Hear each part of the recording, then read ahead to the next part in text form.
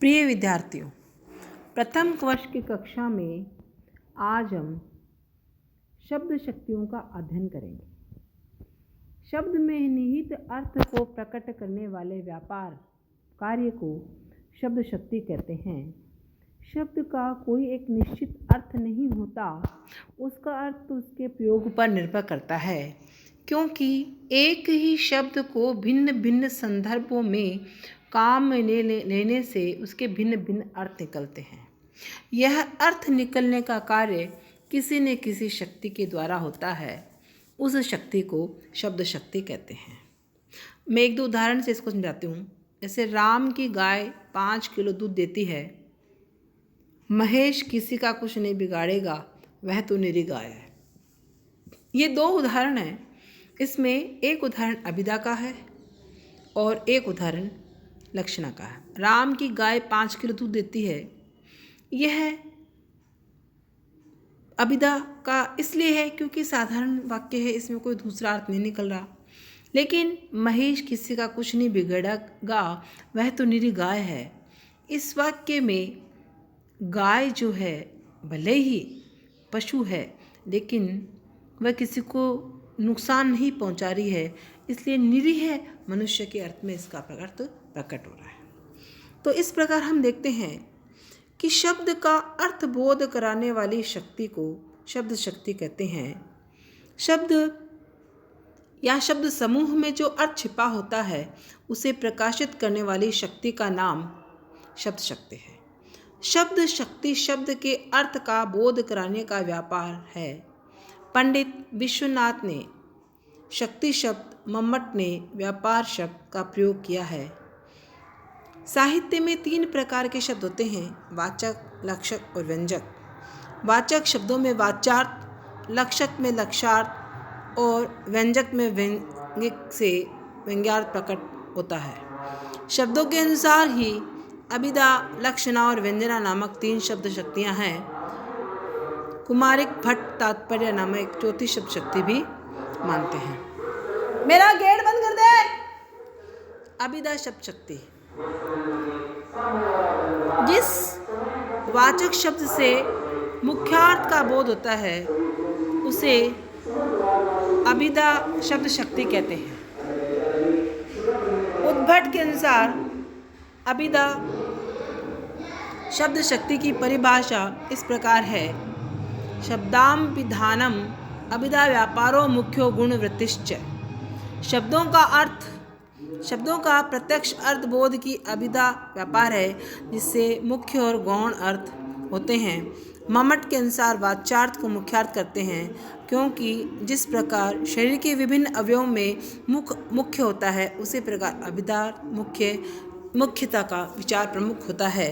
वे कहते हैं साक्षात संकेतितम योर्थम अभिधते स वाचक है। शब्द की वह शक्ति जो बिना किसी व्यवधान के मुख्य रूप से ग्रहित साक्षात संकेतित अर्थ का बोध कराती है, अभिधा कराती है। उदाहरणार्थ, निराला की वह तोड़ती पत्थर देखा उसे मैंने इलाहाबाद के पथ पर। यहाँ कवि ने शब्दों से सीधे सीधे अर्थ प्रकट किया है, अर्थात कवि ने इलाहाबाद के पथ पर एक पत्थर तोड़ती हुई महिला को देखा है। अलंकारवादी अभिधा को महत्वहीन मानते हैं, लेकिन रीतिकालीन आचार्य देव की ये पंक्तियाँ अभिधा के महत्व को स्पष्ट करती है कि अभिधा उत्तम काव्य है। मध्य लक्षणा लीन, अधम व्यंजना रस विरस, उल्टी कहत नवीन। अभिधा के भेद। अभिधा शक्ति द्वारा 3 प्रकार के अर्थ प्रकट होते हैं। रूढ़ शब्द के शब्द जातिवाचक होते हैं, जैसे घोड़ा, मनुष्य आदि। यौगिक शब्द इन शब्दों का अर्थ बोध अवयवों, प्रकृति और प्रयत्नों की शक्ति से होता है, जैसे दिवाकर, सुधांशु आदि। योग रूढ़ शब्द का अर्थ बोध समुदाय और अवयवों की शक्ति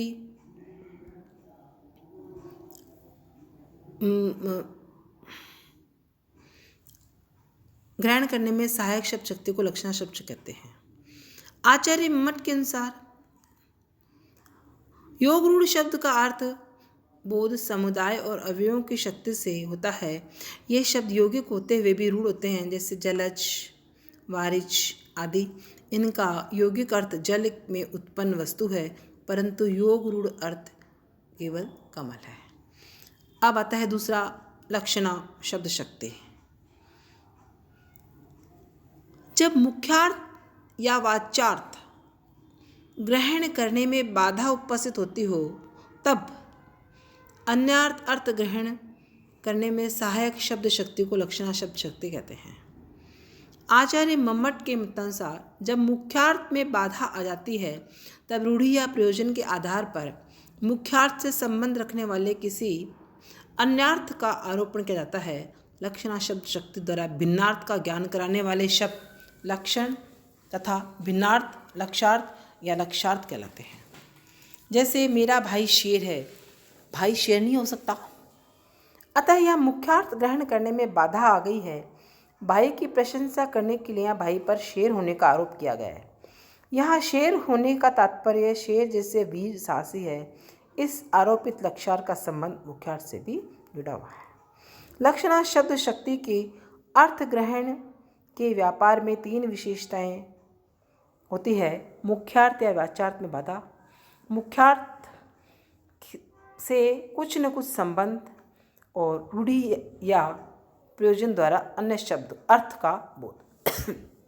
लक्षणा शब्द शक्ति के भेद। लक्षणा शब्द शक्ति के निम्नांकित भेद है। रूढ़ि लक्षणा, जहाँ किसी शब्द के नियत संकेतित अर्थ को त्याग कर उसमें भिन्न अन्य अर्थ या लक्षण लिया जाता है, जो काफ़ी समय से रूढ़ या परंपरा से नियत हो गया हो, वहाँ रूढ़ि लक्षणा होती है।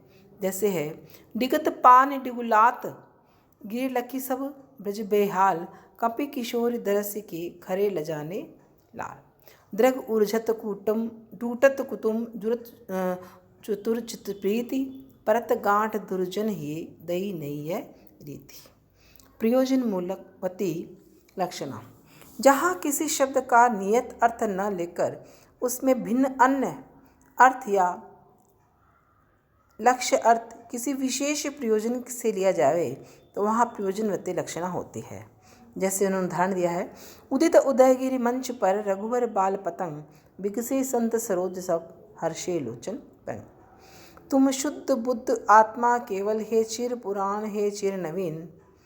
प्रयोजनवती लक्षणा के 2 मुख्य वृत्त हैं, गौड़ी और शुद्धा लक्षणा। गौड़ी लक्षणा, जहाँ सादृश्य संबंध अर्थात समान गुण या धर्म के कारण लक्षार्थ की प्रतीति होती है, वहाँ गौड़ी लक्षणा होती है।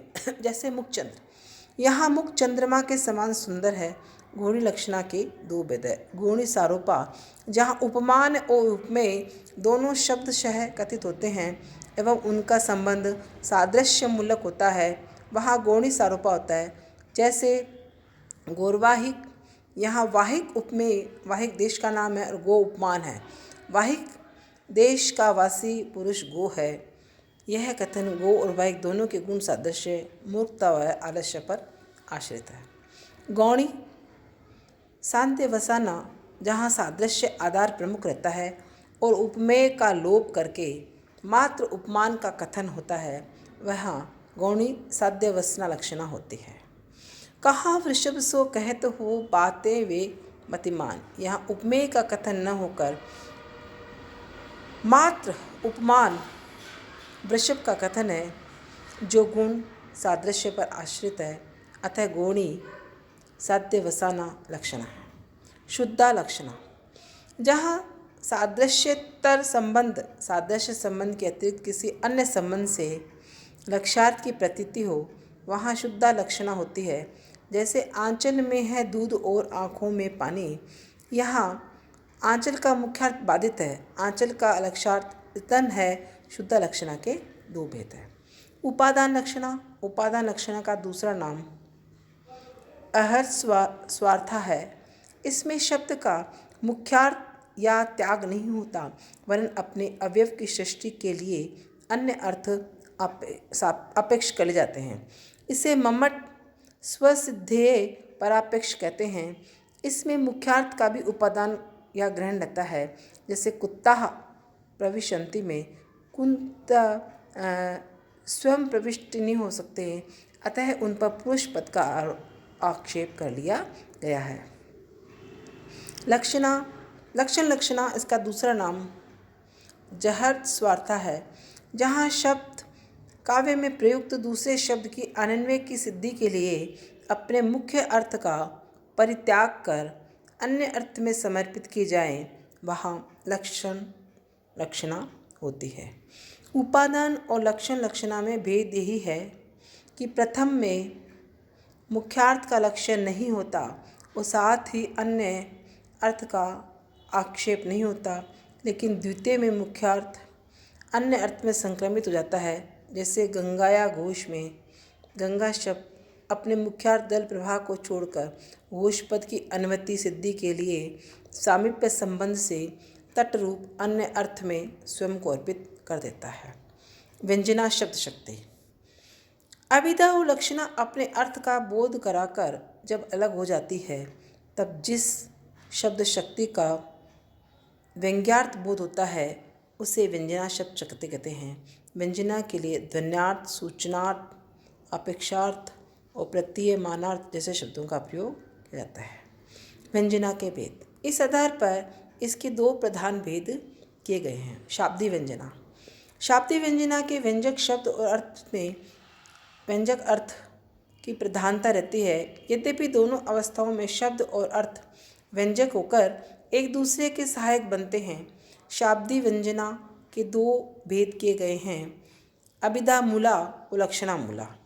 अभिधा मूला शाब्दी व्यंजना मम्मट इसे परिभाषित करते हुए कहते हैं कि अनेकार्थक शब्द जब एक अर्थ में संयोगाद्री के साथ नियंत्रण हो जाने पर भी उसमें जो अन्य अर्थ की प्रतीति होती रहती है, उस प्रतीति को करने वाले शब्द व्यापार अभिधा मूला व्यंजना नाम की जाना जाता है। जैसे मलिनी आज कहे न क्यों व रसाल को हाल।